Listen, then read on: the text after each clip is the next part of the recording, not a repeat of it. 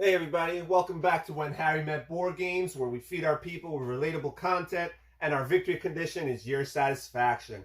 I'm Harry, and before we go any further, don't forget to hit the subscribe button somewhere on the lower right hand side of your screen. And today we have another unboxing. In particular, we'll be unboxing this game right here, The Pillars of the Earth, designed by Michael Renick and Stefan Stadler, based on Ken Follett's very popular novel, published by Cosmos Games. This is a game that I have been having on my wish list, bucket list for many years. It was out of print at some point early on in my time in the gaming hobby. Eventually it came out into print, and eventually I had to have it in my collection. This is a classic worker placement game, one of the earlier worker placement games. Originally published back in 2007, 2 to 4 players, recommended age of 12 and over, playtime 90 to 120 minutes, game attributes, it gets a 4 out of 5 for strategy, and a 2 out of 5 for luck. It says it's history-based, medieval, economic, worker placement, tableau building, card drafting. Here we have a little picture of Ken Follet, who says, "I must admit I have never imagined that the Pillars of the Earth would one day be honored as a board game. Of course, it plays great, and we've all had a lot of fun with it." That is wonderful. Wonderful. Now, my wife and I, we have watched the video series that they made on the Pillars of the Earth, the drama, but we have not read the novels, but we are very interested in the subject matter. So let's just peel off this shrink wrap right here and get to the inside. All right, let's see right here. So first of all, we have the rule book right here, and it's a decent length rule book, not too long, but with smaller text, and it has a lot of illustrations here for examples. Okay. It explains, I guess, some cards and stuff like that. All right, cool. Then we have the famous Pillars of the Earth board. This is considered to be one of the best, and by some people, the best board in board gaming. This is designed by renowned and illustrious board game artist Michael Menzel, and look at this. Look at the detail. Look at the color. This is phenomenal. Here we have the cathedral at the center, the Shireen right here, the Shireen Castle. Oh man, I'm intrigued. I might have to revisit the series now thanks to this. All right, this looks good. All right, it's the board's a little smaller than I imagined it, but it's gorgeous. All right, we have this nice little fabric bag here. I'm guessing there's some randomization here. We have a bunch of different cubes, right? How would it be a good old Euro without some cubes? But I like these here. These are nice, chunkier types of cubes. When cubes are this big, I don't mind them at all. We have some discs here, a few of them in different colors. All right, what else do we have here? We have some pawns and pieces here. I guess these are the workers, perhaps. So we've got this right here in a few different colors. We have, this looks like a good old worker right there.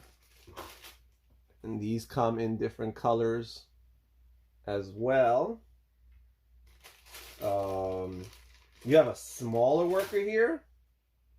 So as you can see, there's a bigger worker and a smaller worker, and even these pawns here.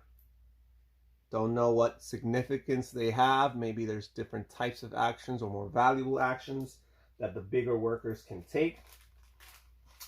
And we have a dice here, which is interesting to me. I'm wondering how this plays, but it's a regular D6.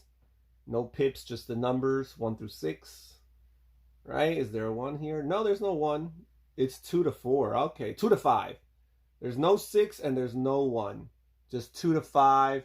And I guess some numbers, like 3 has 2 numbers, or 3. No. 2 3s and 2 4s. So more likely than not, it'll be 2 to 4. It'll be 3 or 4. But it could also be 2 to 5. Okay, cool. We have the cards right here. It's a good amount of cards right here. Smaller cards. Again, I'm not the hugest fan of smaller cards, but don't mind it as much if the cards are not necessarily being shuffled several times throughout the course of the game.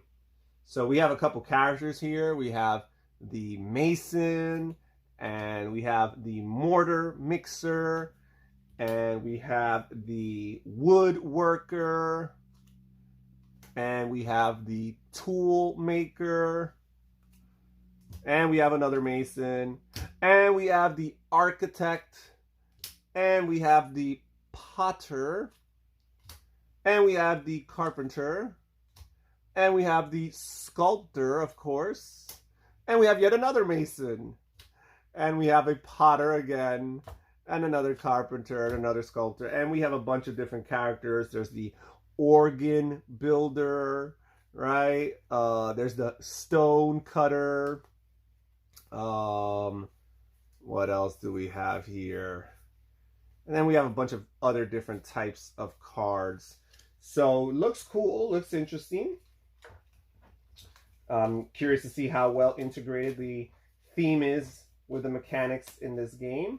And then finally, we have these little chunky pieces here, which make up the cathedral, which is basically the theme of the game. You're building this cathedral. This has been regarded by many as the most superfluous, unnecessary component in the history of board games, because basically this is just a time marker to indicate the passing of a round.